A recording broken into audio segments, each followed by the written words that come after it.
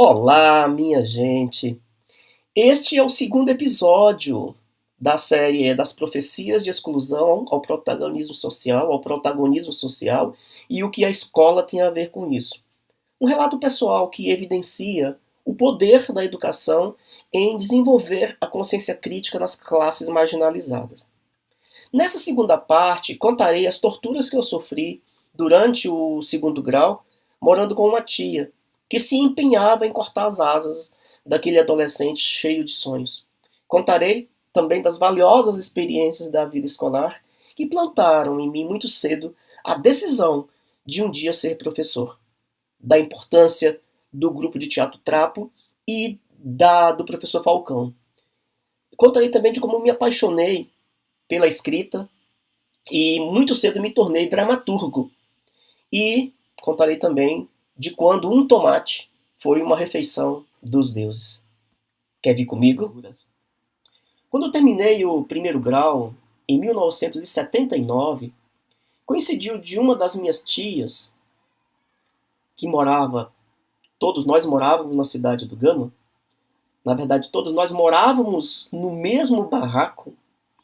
Então coincidiu em 1979 de uma das minhas tias ser contemplada com uma casinha em um programa habitacional do governo na cidade de Ceilândia, no Distrito Federal. Nós morávamos no Gama, a cerca de 30 quilômetros de distância. Essa tia convidou suas 3 irmãs, incluso minha mãe, para se mudarem com ela, pois havia espaço no fundo do lote para construirmos um barraco para abrigar a todos. A família estava em festa, pois era inacreditável que pela primeira vez na nossa história habitaríamos uma casa de tijolos, bem à moda da história dos 3 porquinhos. Uma das minhas tias decidira ficar. Minha mãe e as outras se mudaram. Minha alma estava em agonia, pois o início do ensino médio, o início do segundo grau, à época, havia trazido com ele novos e bons ventos. Após tantos infortúnios no meu percurso escolar, eu havia conquistado um círculo de amizades divertidas e leais. Havia conhecido o professor Falcão e a professora Inês, que logo se tornara namorada e depois esposa dele. E havia sido confiado a mim o papel de protagonista em uma peça de teatro. Aquilo tinha muito valor para mim. Minha mãe, sempre incentivadora das minhas decisões, permitiu que eu terminasse o segundo grau na escola, no SED 2 do Gama, morando no barraco que a minha tia ficara. E que, em 1982, quando terminasse o segundo grau, me juntasse a eles na cidade da Ceilândia. Aí começa um novo capítulo de horror.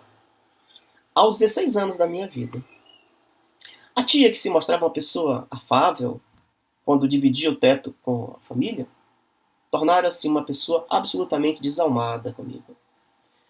Passa a não aceitar que eu faça teatro, pois na concepção dela era um lugar que tornava os meninos gays e maconheiros, e as meninas usuárias de drogas e prostitutas. Ao contrariar a posição dela, passou a me retaliar de diversas formas. Me fazia seu serviçal, obrigando-me a assumir todas as tarefas do barraco, da faxina ao preparo da comida, mesmo nos dias em que ela estava de folga e que passava dormindo quase todo dia. Me xingava de preguiçoso quando eu reservava o tempo das tarefas da escola e, em muitas ocasiões, me atirava objetos, como chinelos e sapatos. Eu não podia ouvir minhas músicas prediletas no rádio dela, pois sua orientação religiosa fanática estabelecia que eram canções mundanas, profanas. Aliás, o seu fanatismo religioso fazia ela esfregar óleo de soja na minha testa, além de me obrigar a bebê-lo, às vezes o óleo vencido, o óleo azedo. Pois o seu pastor velhaco, que ostentava uma vida luxuosa, vendia na igreja como óleo santo, vindo da Sagrada Jerusalém, em rituais aterrorizantes que ela dizia ser de cura e libertação, nos quais ela dizia e gritava em línguas para mim. Mas eu não estava doente para ser curado. Libertado sim, eu precisava. Mas seria daquela prisão, daquele cárcere onde eu estava. Embora minha mãe lhe pagasse mensalmente um valor relativo às despesas comigo, foram várias as vezes que ela trazia restos de comida de clientes que deixavam nos pratos do restaurante onde ela trabalhava como faxineira. Eu sabia. Não apenas porque a comida vinha misturada, por exemplo, carne, arroz e feijão misturados em uma única massa compacta, ou bifes de carne e de fígado com grãos de arroz grudados neles. Não dava para pensar, não dava para indagar muito menos sobre as condições de higiene daquela comida, pois em inúmeros casos era o que havia para o jantar. E eu padecia em silêncio. Não partilhava com minha mãe, pois não queria nem pensar na possibilidade de ter que abandonar a escola, que eu aprendera a amar, e que apresentava para mim um horizonte de esperança, sobretudo por meio do grupo de teatro Trapo. Em um certo dia, em uma atitude extrema de desamor e de abandono, um dia em que eu estava com uma hemorragia nasal muito intensa, eu pedi à tia que me levasse ao pronto-socorro. Ela ignorou o meu clamor, me deixando ensanguentado e debilitado no sofá, e foi para a igreja. Foi assim. A maior parte dos 3 anos do segundo grau. As piores atrocidades praticadas por ela, mas também as mais valiosas e inesquecíveis experiências de vida escolar, que se materializavam no meu amor, à arte, e na decisão irreversível de que um dia eu iria me tornar um professor, e que me dedicaria integralmente a salvar vidas. O grupo de teatro Trapo foi me fazendo cada dia mais visível, e o professor cada vez mais meu ídolo, professor Falcão. Eu me inspirava nele. Compassivo comigo, menino pobre que eu era, ele me presenteava as roupas que não mais usava. Passei a me vestir como ele, a andar como ele. Alguns colegas me chamavam de Falcãozinho. Por isso que, quando professor, eu sempre quis que se inspirasse em mim. O Falcão tinha um jeito estranho de ensinar. Corriqueiramente soltava uma frase contundente quando a gente queria sair das prontas para dificuldades que se impunham. Ele dizia: "Te vira! Você não é quadrado!" Mais tarde entendi que ele não dava o peixe, ensinava a pescar. A ele devo este aprendizado não só para a escola, mas para a vida. Ganhamos fotos e matérias em jornais. Passei a idolatrar esse professor de modo a me tornar quase sua sombra, pelo tanto que eu me aproximei dele. Àquela altura, quem criou a frase "Mestre, não me ensine o que você sabe, apenas vive ao meu lado e converse comigo. O que você sabe me esmaga, mas o que você for, para mim, será um convite"?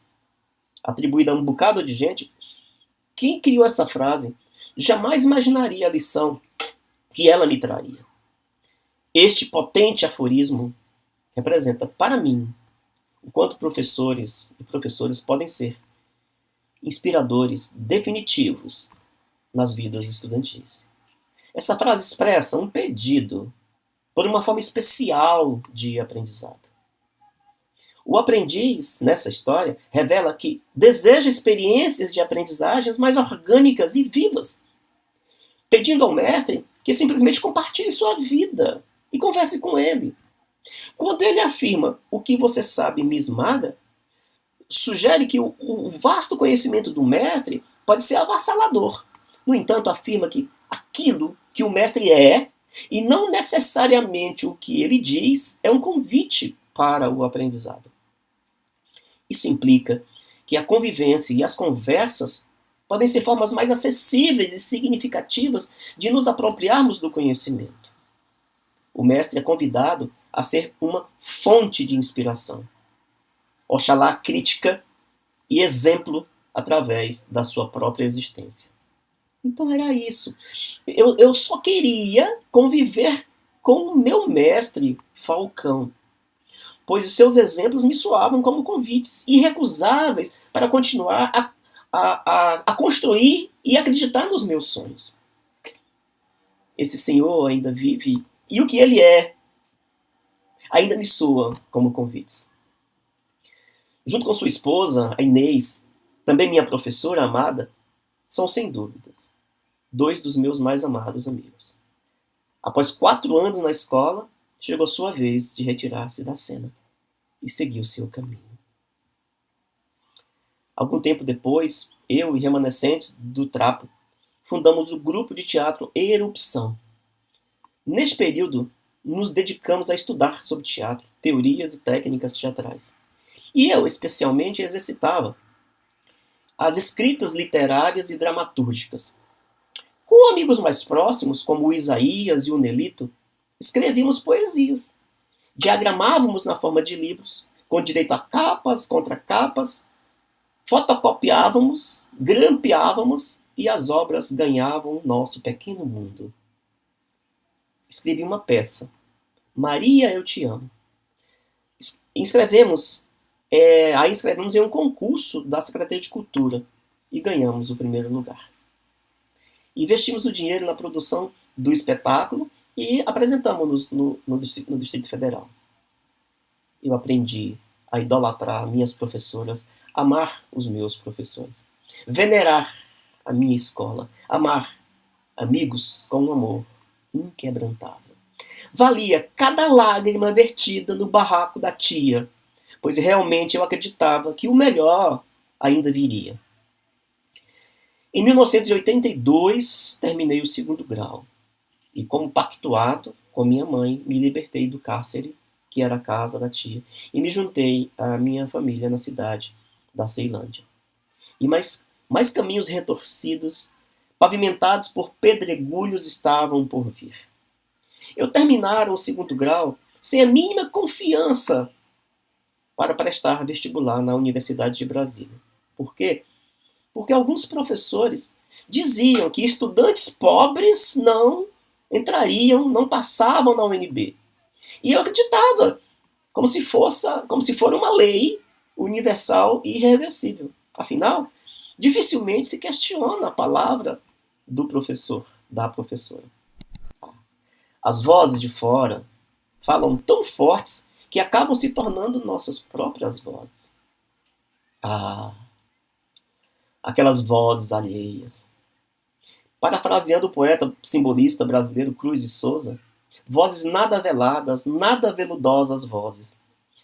As falas externas cristalizadas dentro de mim falavam fundo a minha alma, em uma sórdida cadeia de ecos, a me dizerem que eu era incapaz de voos de águias, por mais que tivesse assumido vários protagonismos, ainda me via como uma galinha. Só muito tempo depois, ao me tornar professor, que li Paulo Freire apelar aos professores e professoras a dizer assim, aspas, para que não se descuidem da missão de educar, nem desanimem diante dos desafios, nem deixem de educar as pessoas para serem águias e não apenas galinhas. Para piorar, ainda havia a costumeira falta de recursos, que me privava do sonho de, ao menos, cursar uma faculdade particular. Entretanto, eu já havia decidido ser um professor mais do que qualquer outra coisa na minha vida. Então, meus ex-professores e ex-professoras mais amadas, em um gesto amoroso de empatia e cumplicidades, coletaram na escola um numerário que daria para pagar a inscrição do vestibular e um semestre, caso eu passasse no exame. Pois passei. Passei para o curso de licenciatura em Educação Artística, na Faculdade de Arte Dulcina de Moraes, uma instituição privada famosa aqui em Brasília. Meu sonho começaria a tomar contornos de realidade. Mas a alegria logo pereceu. Cursei apenas um semestre, pois acabou o dinheiro. Minha alma estava ferida. Minha autoestima remexida, retalhada, triturada. Mas o meu sonho tinha acabado? Não. Só estava se revigorando. Bom, passei a peregrinar dessa vez à procura de emprego, pois agora eu era um desempregado. Nem bem nascesse o dia, lá estava, lendo o jornal, buscando emprego.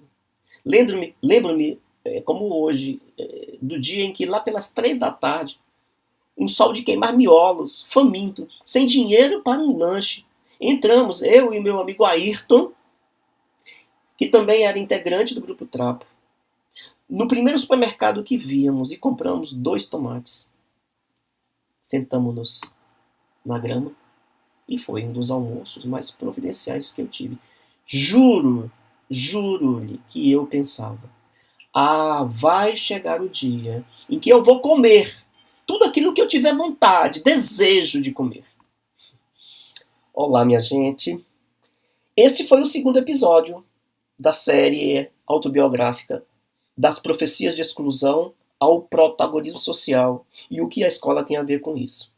Se minha mensagem tocou seu coração, peço que a compartilhe em suas redes sociais, na escola e com quem se interesse por uma educação pública, laica e de qualidade social. Nós nos encontraremos no próximo episódio. Enquanto isso, descubra mais sobre mim, sobre o meu trabalho, minhas palestras, meus livros, no meu website simaldemiranda.com.br. E siga-me no Instagram, por favor, @simaldemiranda. Receba meu abraço.